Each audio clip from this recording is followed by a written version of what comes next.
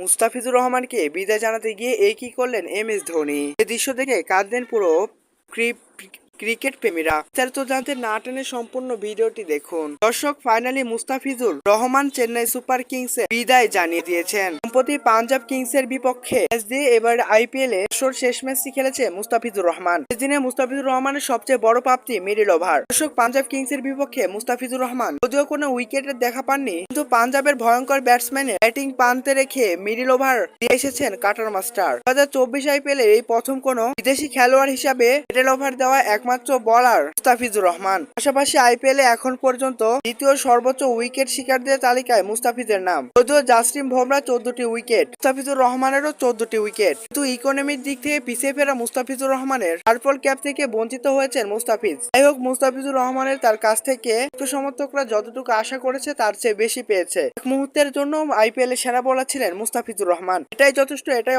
অনেক কিছু বাংলাদেশ ক্রিকেট ফ্যানদের। জিম্বাবুয়েকে সিরিজে সামনে রেখে ইতিমধ্যে বাংলাদেশে বিমান ধরার কথা রয়েছে মুস্তাফিজুর রহমানের।